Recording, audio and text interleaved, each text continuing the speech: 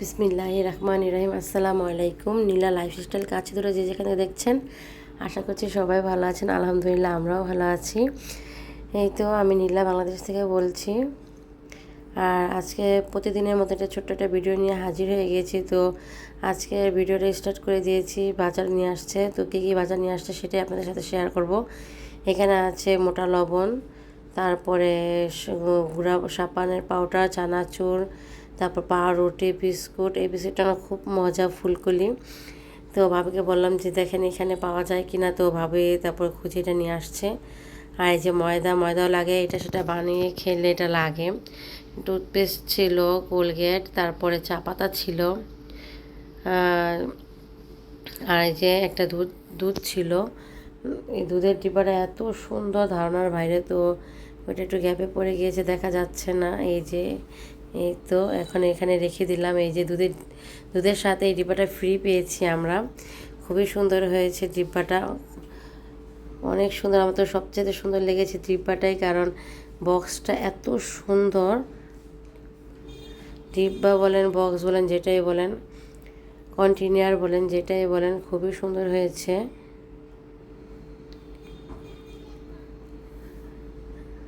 এই যে আমি বলছিলাম আর আপনাদের সাথে শেয়ার করছিলাম যে কী নিয়ে আসছে। তো ওইটা তো রিয়েল ভয়েস ছিল, ওইটা আমি কেটে আমার ভয়েস পরে দিচ্ছি, সেটার জন্য ওইটা শোনা যাচ্ছে না। তো এই ছিল বাজার আজকের। এটা হচ্ছে শুকনা কিছু আর কি বাজার। আর মোটা লবণ ছিল এখানে 2টা মোটা লবণ।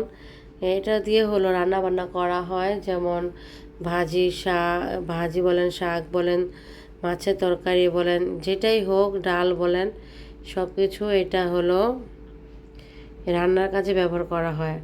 আর চিকন লবণ নিয়ে আসেনি, কারণ চিকন লবণ একটু বেশি লাগে না, অত বেশি লাগেই না হয়তো, কারণ ওইটা শুধু খাওয়ার জন্য নিয়ে আসে। তো এটা নিয়ে আসে না, হয়তো লাগলে নিয়ে আসতো। যাই হোক, এই তো ছিল আজকের মোটামুটি বাজার।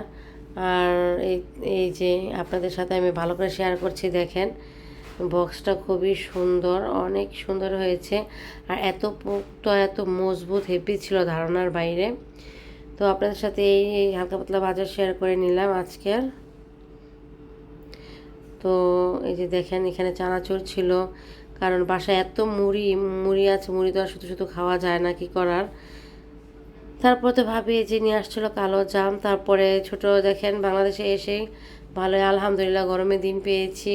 অনেক সব পদের ফলের সিজন এখন, গ্রীষ্মকাল চলছে, মোটামুটি কম বেশি সব ফলেরই স্বাদ নিতে পারবো। এই যে কালো জাম আজকে ফার্স্ট ট্রাই করে দেখলাম কেমন লাগে।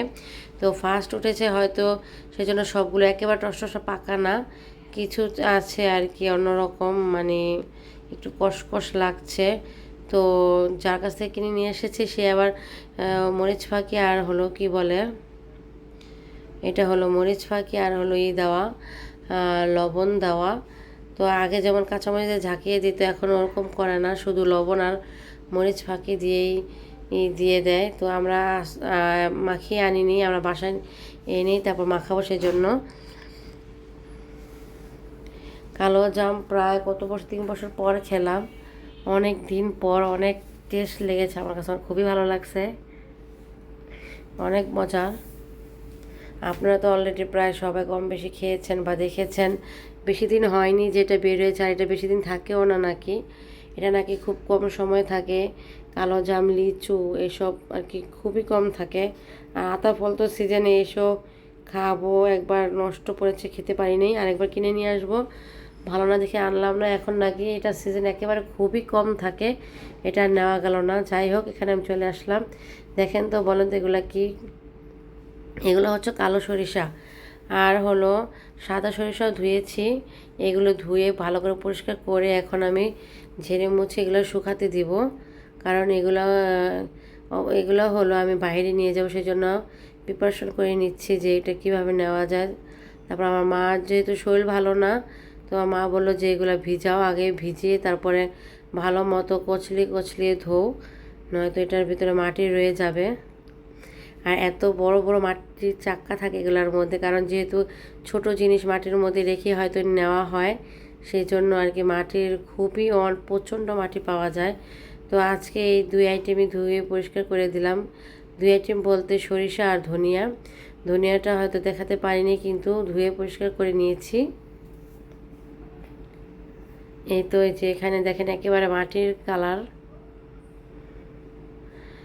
যাই হোক, ভালো করে হয় কয়েকবার 5-6 বার হয়তো ধুয়েছি।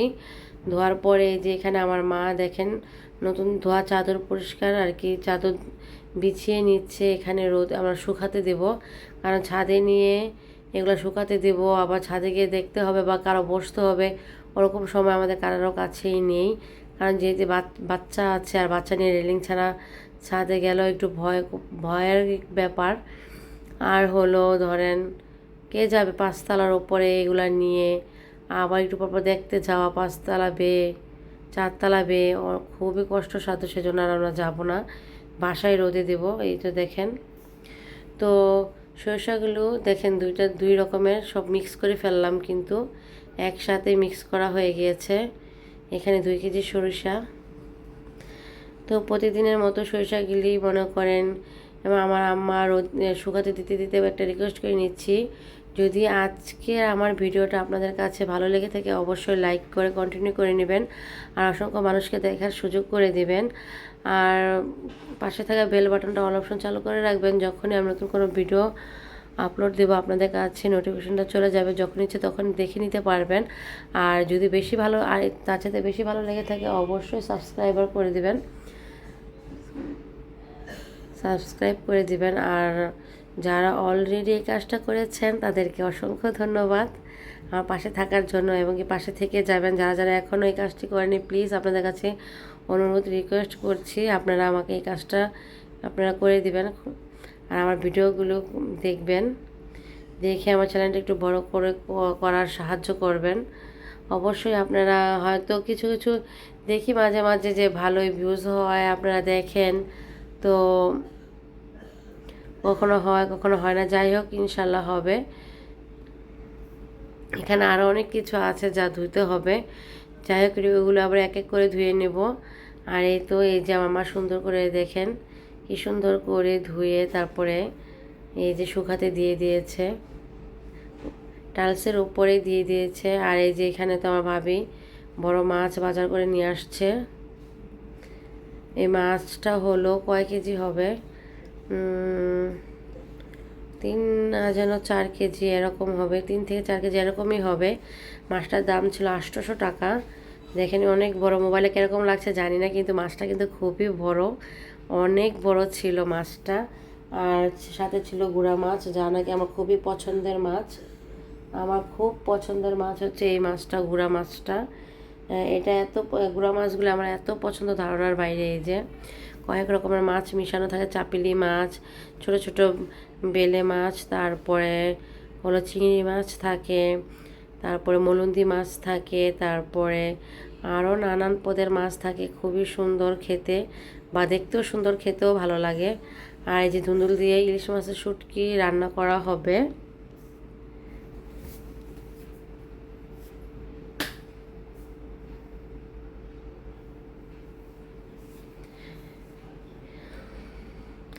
এই তো এখন, আর সাথে আছে হয়তো একটা চেও মাছও ছিল, মনে করেন 5 মিশালি মাছ থাকে ছোট ছোট। যাই হোক, ওইখান থেকে আবার আমার ভাবিরা রান্না বসাই দিয়েছে, তো আমি আর শুরু থেকে আসতে পারি নাই। এই পেঁয়াজ ভেজে, আদা রসুন ভেজে, তারপরে হলুদ মরিচ দিয়ে কষিয়ে তার মধ্যে ইলিশ মাছটা দিয়ে ভালো করে কষায়, তারপরে দিয়ে দিয়েছে ধুন্দুল।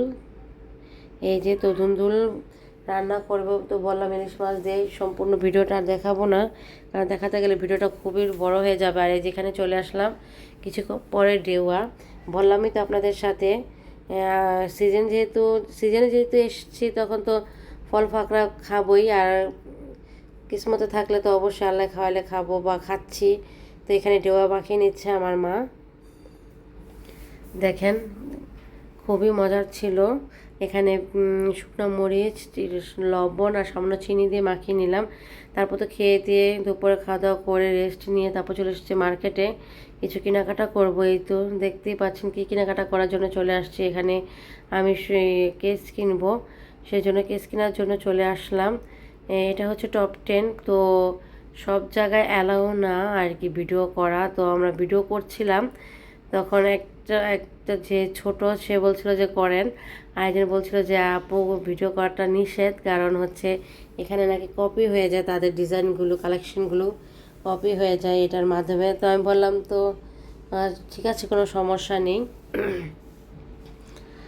তো আজকের ভিডিওটা আর বেশি বড় করব না, এই তো দেখলেনি এই কেনাকাটা।